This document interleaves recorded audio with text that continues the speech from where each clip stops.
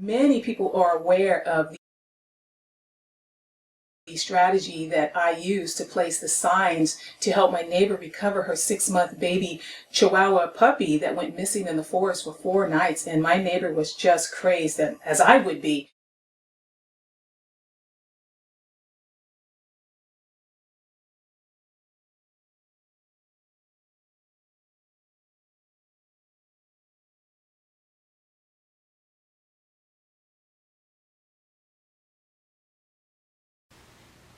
Hi, I'm Peggy. I'm with my best friend Sheila of almost 30 years. We're making this video because her message is extremely important, especially during this time. So Sheila passed away 3 times. The longest time was for 15 minutes, and that was at the hospital. They gave her 3 heart attacks. Once she came out of the 3rd heart attack and they took the breathing tube out of her, the first thing she said to me was, Jesus came to me 3 times. And here's the actual recording. Yeah, and here's the actual recording when I said, hold on, and then I got the recorder. What was your dream? I woke up. I was in a lucid dream. Half sleep and half awake.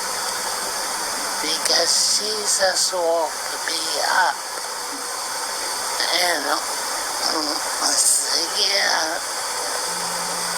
he said, do you want to come? I said, no. And I was a matter of fact about that. And I could tell he was disappointed.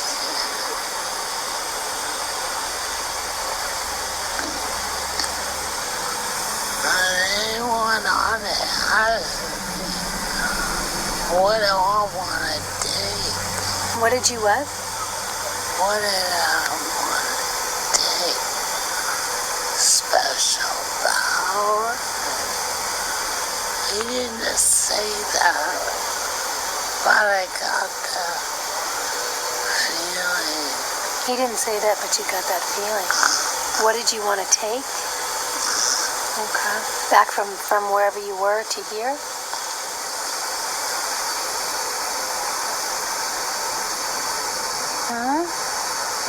Running out of steam now. Oh, be careful with your eye sheet. You don't want to... Careful, I'll do it.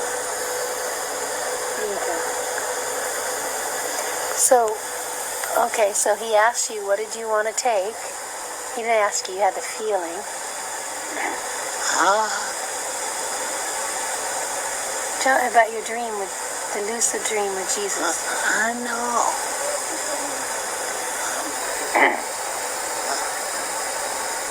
Maybe get it back up a little bit. I can barely hear you, She.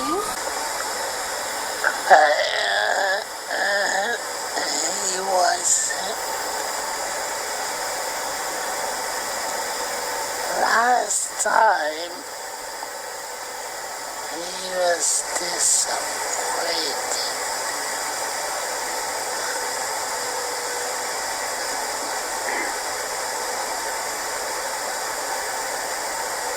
So how'd you come back? Back.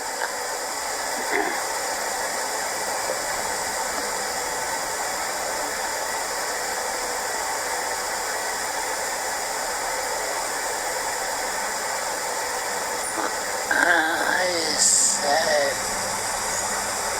no, I want to stay.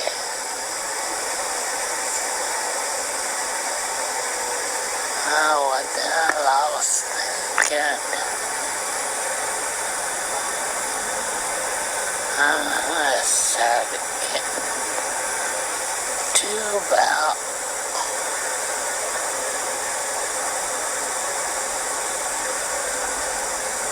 So you said he gave you something.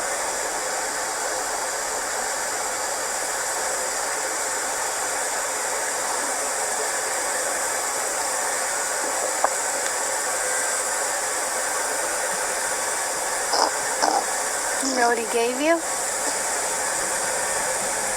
Life. Life? Yeah. Hello, and thank you. Right back again. Yes, I just got done recording part 9, and now I'm stepping in, putting the head back on, and doing part 10. Okay, so, well, since I'm recording part 9 ahead of time, I'm going to already thank you for leaving the comments. Even though you haven't left them yet, but I'm going to thank you anyways. And also, I know that every now and again I'll say to you, I'm having a hard time speaking. And then I watch video and I sound clear. But when I'm speaking, in my ears, it sounds like I'm drunk. Literally, I literally cannot hear myself speaking clear. I sound like I'm slurring. So thank you for being patient with me with it. Also, that's another thing. I want to say, many of you commenters are always commenting to me about how wonderful you think I am for sharing this information with you. And I want to say, it almost brings tears to my eyes, because I'm the one that edits these videos, and I hear myself speaking, and I also hear myself saying things backwards a lot of times. And I just want to say, that is the brain damage. It scrambles my thoughts. But I want to thank you so much for looking through the trees and getting the message, and not beating me up or saying, oh, you said that wrong. Because I don't mean to. I'm doing the best I can with, So I just want to say, I commend you. You are really great for looking past it. Thank you so much. Okay. All right. Now, having said that, this evening, part 8 video, God is waiting to hear you. And I thought that I've had quite a few comments asking, how do we know it's God? And I thought that rather than add that to the part 9 questions, I would do a video just on that. And the way that I figured I should approach it is first by explaining to you how I even got introduced to Jesus and the Holy Spirit. Okay, now remember I told you back in part 1 I was raised in church. But let me just give you some more detail on what that was like. Sunday mornings, every Sunday morning, rain or shine, we were going to church across the Bay Bridge. And sometimes across Golden Gate Bridge, and it would be moving. Oof, in the winter, it scared the dickens out of me. Anyways, so what would happen is we would all file into the church, of course, and pile into the pews. And I don't know what time it was, but when those doors closed, there was no more room in the church, no more standing room or nothing. I went to a Southern Baptist church in the Bay Area. That ought to tell you, Southern Baptist Black Church. So we was having some hooting and hollering in there. Okay, so we'd all pile in. The usher, there was more than one ushers, but this one particular, I guess he was the head usher. He would come from the front of the church down the center aisle to the very last row, and he would be facing the door. So the pulpit is up front and the door is here.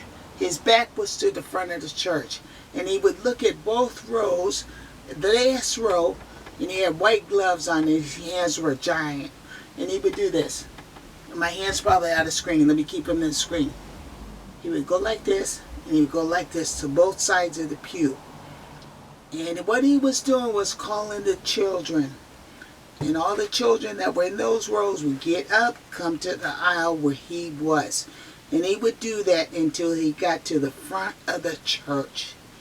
By the time he got to the front of this church, there was about, 20, 30 children all lined up in our nice Sunday outfits and our hats.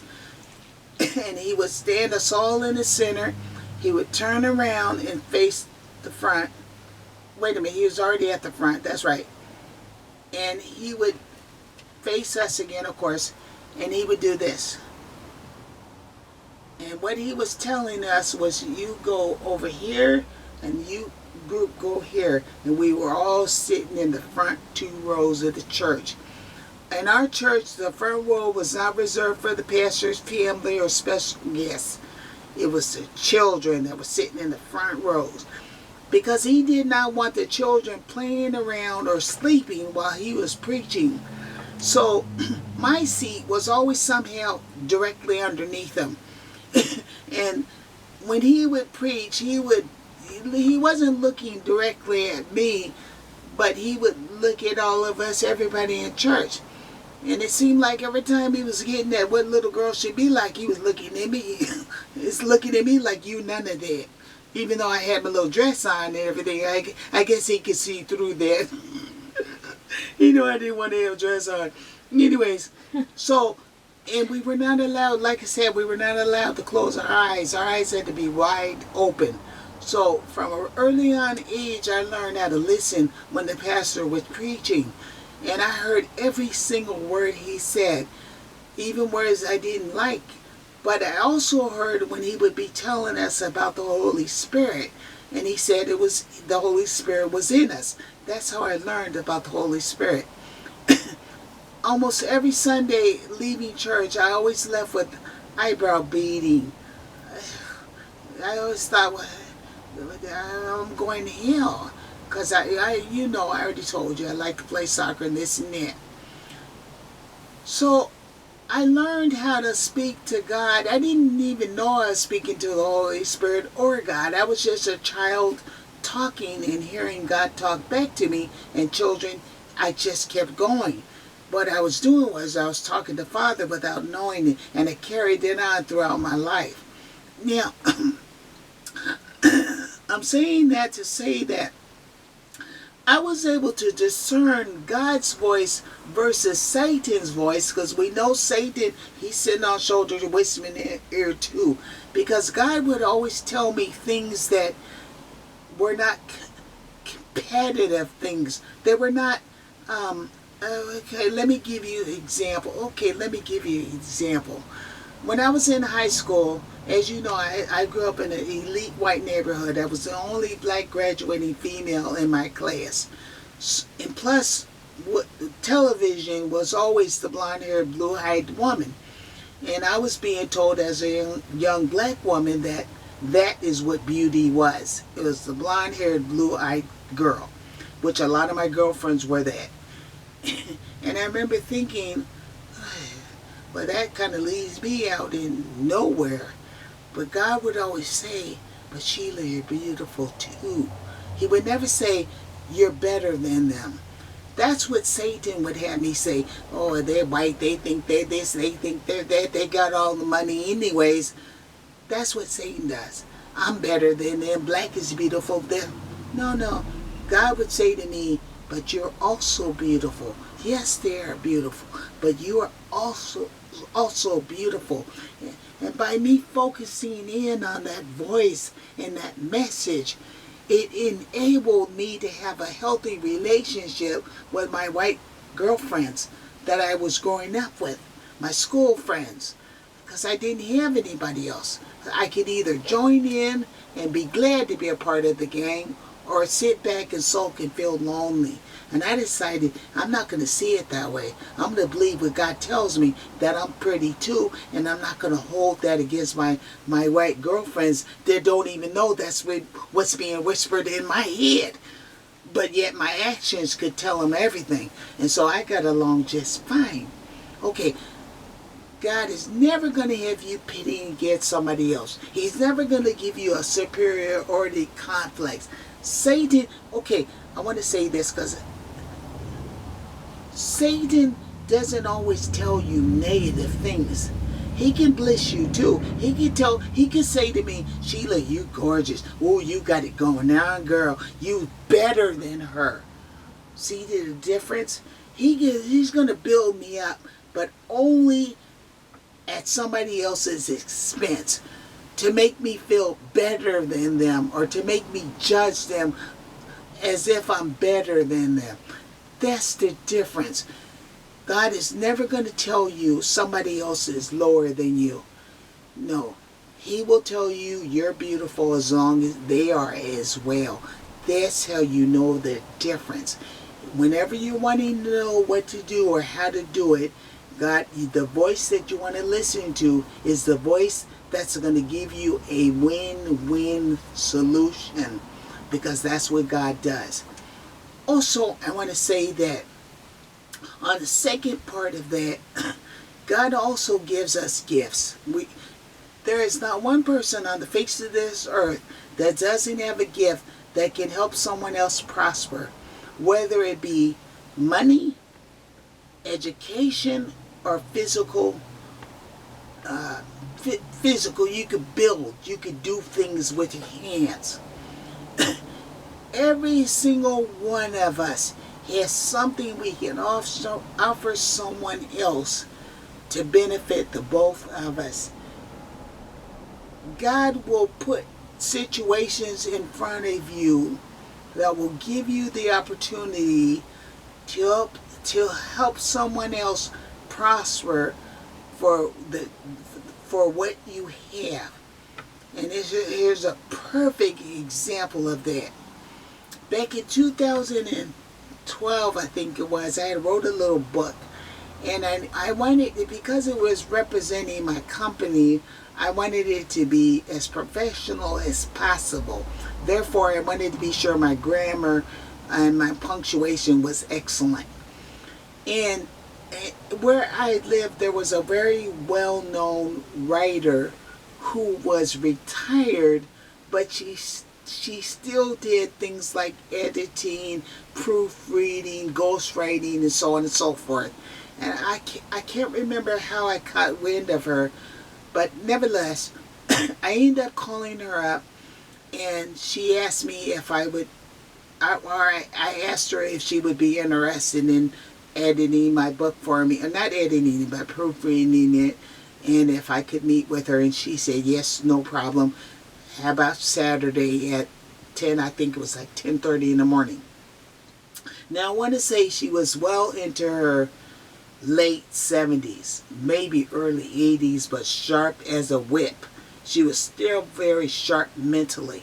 Okay, she lived at the top of this hill in the country area where I lived, and I went over there, and I was dressed really nice because it was a business trip, so I didn't want to show up non-respectful of her profession. I knocked on the door, she opened up the door, and bam! I got hit with the worst whiff of cat urine that you could ever smell. Oh my goodness, it about knocked me out. It was real sunny. It was a beautiful, perfect Sunday or Saturday morning with the sun shining, and it smelled awful. You know, and my eyes were burning and everything. And I was talking to her, but she was real sweet, and I didn't want to be rude. And so I just kind of was standing there, and my eyes were, oh my goodness, they were running. And I said, I'm Sheila. And, oh, hi Sheila, I read your book. I really like. I already sent her a copy, electronic copy in mail. And she had already went through it and said it was awesome, and I really love it, and I'd be honored to work with you. Would you like to come in? I don't want to offend her. Okay, I go in the house. She closed screen door behind me and leave door open. And I can see, I'm one of those people that, remember, I'm a builder, I'm an animal lover, and I know how to do things. I know how to get things done. And so immediately my attention is shifted on the condition of her home. Now, mind you, she's an older woman with arthritis. There's no way she could do this on her own. Okay, so she's talking to me, and we're kind of swapping, I forget the word for it, but swapping, gratitude is not the word, but what's the word I'm thinking, Peggy? When you, okay, we're talking back and forth. And I said, oh yeah, she said she had cats. I said, oh, where are they? And she said, oh, they're in the room. I said, oh, she goes, I put them in the room when people come over because you might not like animals. And I said right away, oh, please don't lock up your animals for me because I'm in your home. And by the way, I happen to love the animals. And she said, oh, okay, but I'll just leave them there. And my mind is so on the smell, plus I can see pee everywhere. So I'm really kind of, I don't even want to talk about my book. I want to talk about how I can help her. But I don't want to come right out and say it because I don't want to offend her. So I feel her out a little bit more. And I said, well, you know, I'm a builder. Oh, as a matter of fact, she had gone to my website. So she saw my building and everything. And she said, yeah, I saw that. I really like it. I said, you know, I can help you with this. And she wasn't sure. And I said, well, let me see the cats. I love cats. And she said, well, they're in the room. I said, that's okay, let me see them. Because I could tell she was hiding something. But it wasn't like, God just inspired me to push. Just push. She said, okay. She goes, I'll be right back. She goes around in another room. She comes out with a little knife, a little carpenter's knife, box cutter. And I know she's not going to murder the cats. I already know this. I know what she's going to do. She goes in the room, and I think she's going to try to clean it up. And she went in the room, closed the door, and she was in there for at least 5 minutes. I knocked on the door. I said, you okay? She said, well, I'm just trying to straighten up a little bit. I said, please, let me come in. Please, let me see. I barged in. I didn't kick door, but I mean, I really pushed. Like, I will not judge you for this. And I opened up the door, and in the middle of the room, she had a bedroom. Thank God she didn't have that much furniture. And all along the edge of the wall was cat crap, at least 6 inches deep. That was their litter box along with the other place around the house. And I said, and she was so embarrassed. I think she would have passed out if she could have. And I said, please. I said, let's go in the other room and sit down. And I said, you know, I came here for book editing, but I would be honored if you would just hear me out. Just let me speak for a minute. And I said to her, I said, listen, building and redecorating, not redecorating, but building and repair is my bliss. I absolutely love it. If I could do nothing else in my life but build and design, that would be it. And I'm good at it. Would you please allow me to call a friend? I'm going to go home, change clothes. I'm going to come back up, and I'm going to ask my friend to come with me and help you get this place in control. And she said, okay. First person I call is Peggi. I'm on my way home. I said, Peggi, I'm going home. I'm going to change my clothes. I was at such Sue's house, and it's a mess. And I could use some help. Would you stop what you're doing and help me? And Peggi said, no problem.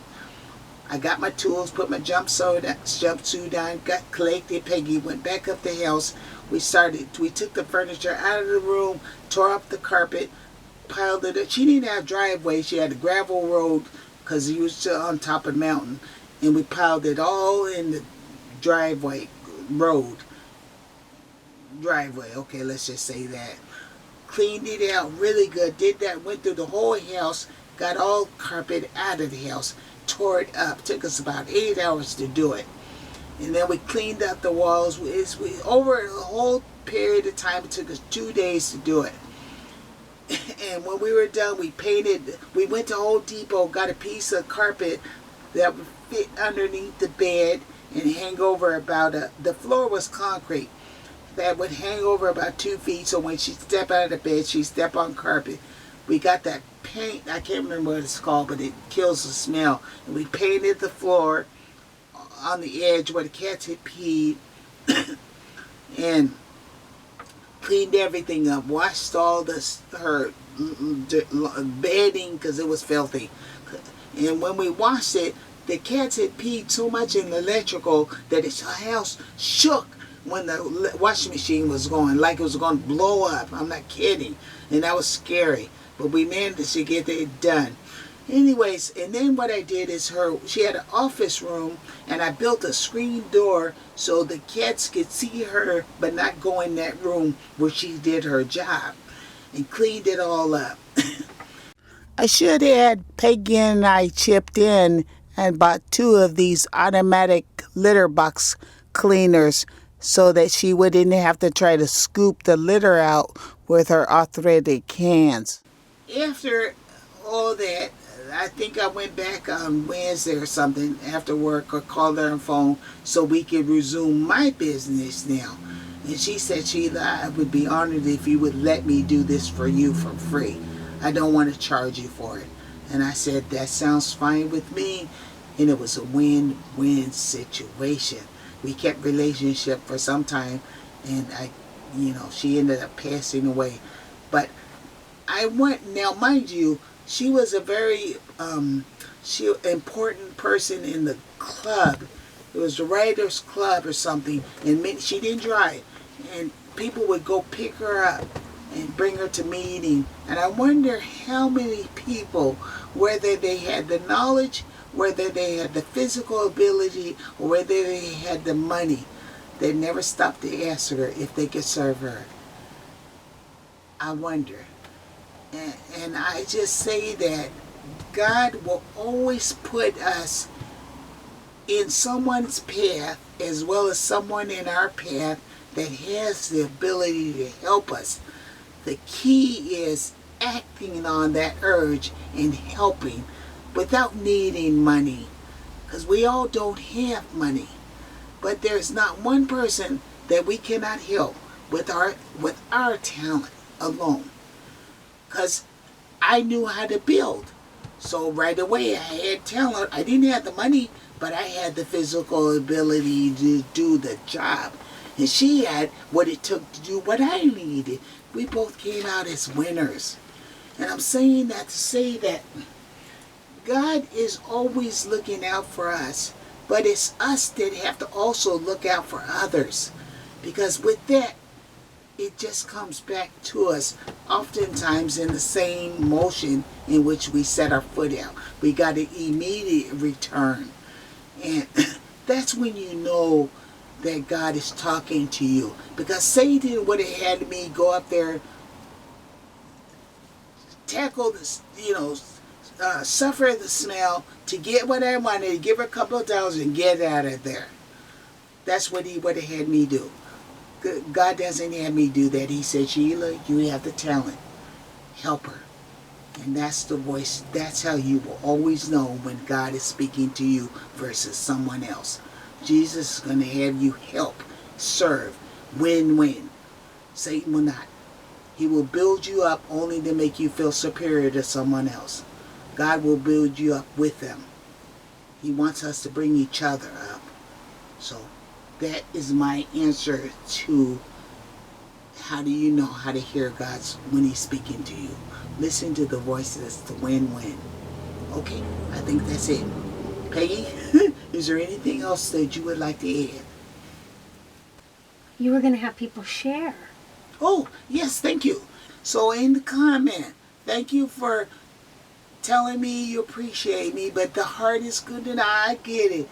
Now let us get up on the platform with me, share how you have been able to serve someone with the talent that you have, and how someone came into your life and shared with you their talent to get what you needed done. And how maybe from here on out we're gonna start doing that every day.